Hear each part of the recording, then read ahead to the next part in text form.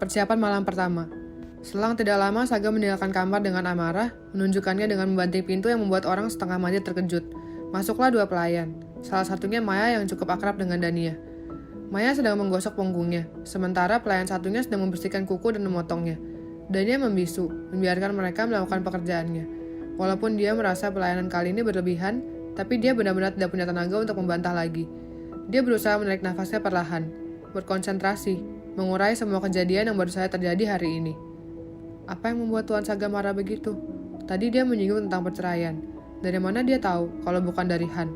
Benar, pasti sekretaris kompleks itu. Dia mau mencabik-cabikku.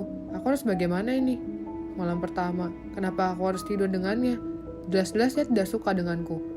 Apa ini caranya menghukumku? Karena aku sudah berani berpikir untuk pergi. Benar, kontrak hanya bisa terputus kalau dia merobeknya. Apapun yang aku katakan tidak ada nilai jual di hadapannya. Kalau aku melayaninya dengan benar, dia janji tidak akan mengusik keluargaku. Tapi sekarang, kalau emosinya tidak stabil begitu, aku harus bagaimana? Bukan hanya aku yang terancam, tapi seluruh keluargaku. Tapi tidur denganku, kenapa? Kenapa dia sampai menghukumku sejauh ini? Ini sudah sangat berat. Aku sudah sangat bahagia saat dia tidak tertarik padaku di atas tempat tidur. Tapi sekarang, ini bahkan pengalaman pertamaku. Tapi akan jadi trauma seumur hidupku. Kata-kata mencabik-cabik yang dia pakai untuk mendeskripsikan keinginannya memperlakukanku itu apa maksudnya? Apa aku akan disiksa dulu? Tolong. Maya. Dan dia memutuskan untuk mencari tahu dengan bertanya, daripada dia bingung sendirian. Karena langkah ke depan masih terlalu gelap untuk diraba. Iya, Nona. Apa sekretaris Han ada di bawah? Sumber informasi dari kebingungannya. Walaupun tidak mudah mendapat info darinya, tapi sepertinya akan lebih baik daripada bertanya pada Saga. Iya, Nona. Sekarang sekretaris Han pasti ada di ruangan kerja bersama Tuan Muda. Apa Pak Mun mengatakan sesuatu pada kalian? Bukankah aneh kan tiba-tiba kalian membantuku mandi begini? Dan dia mengangkat tangannya yang sudah bersih, masuk kembali ke dalam bak. Pak Mun hanya mengatakan kepada kami untuk membantu Nona membersihkan diri. Apa ada kejadian aneh di bawah? Dan dia ingin mendengar penjelasan, tapi gadis itu diam saja. Selepas mandi, Dania memaksa kedua pelayan keluar kamar. Aku bisa melakukannya sendiri. Dania setengah berteriak mendorong tubuh mereka. Memalukan sekali, pikir Dania, harus ganti baju di depan mereka. Setelah memastikan mereka keluar, Dania memilih baju dan memakainya. Dia duduk bengong di depan kaca sambil menyisir rambut. Cukup lama dia diam di tempatnya, lalu dia meraih HP-nya. Sekretaris Han, apa yang Anda katakan pada Tuan Saga? Dia sangat marah. Apa Anda tahu Anda sudah menghancurkan hidup saya? Apa Anda memata-matai saya sampai tahu saya bertemu Helena? Perceraian? Apa Anda yang mengadukan saya? Saya sudah mengatakan kemarin kalau saya tidak seberani itu. Saya punya keluarga yang harus saya lindungi. Tapi kenapa Tuan Saga sangat marah? Dia bahkan mau mencabik-cabik saya. Salah saya apa? Hei sekretaris sialan, jawab. Dan dia sudah tidak bisa menahan diri. Dibantingnya HP di meja riasnya. Bunyi tring, pesan sekali, langsung dia sambar. Berdebah sialan, jawaban sekretaris Han.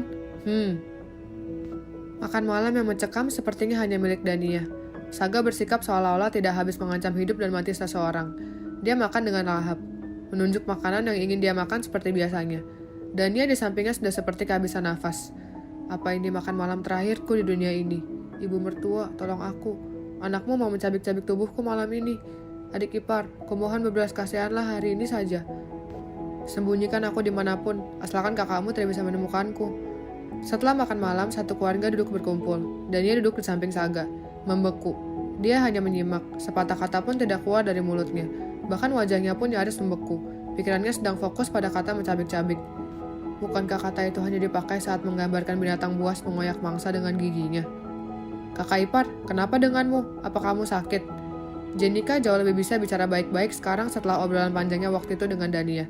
Saga meraih ujung rambut Dania memainkannya di tangannya.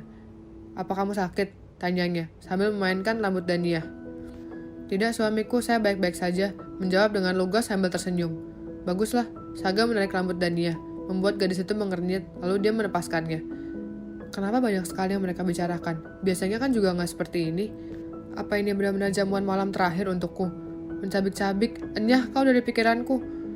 Saga bangun dari duduk setelah pembicaraan panjang keluarga, membuat Dania terperanjak dan refleks berdiri. Apa sudah mau tidur? Ibu bertanya. Iya bu, Saga hanya menjawab pendek. Baiklah, istirahatlah. Ibu mertua menatap Dania agar segera mengikuti suaminya.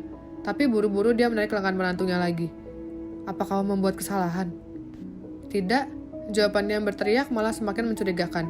Sebenarnya membuat ibu mertua ingin bertanya lagi, tapi diurungkan karena Saga sudah menghilang dari pandangan.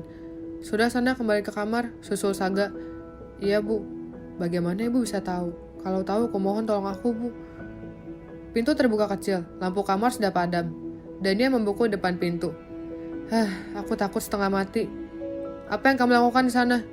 Maaf suamiku. Baik, minta maaf saja. Jawab dengan minta maaf saja. Dia tidak benar-benar akan meniduriku kan? Jelas-jelas dia tidak suka padaku. Kenapa? Kenapa saat Helena kembali? Apa ini caranya balas dendam lagi? Tapi kenapa memakai tubuhku? Toh Helena tidak akan tahu. Naik, malam panjang baru akan dimulai.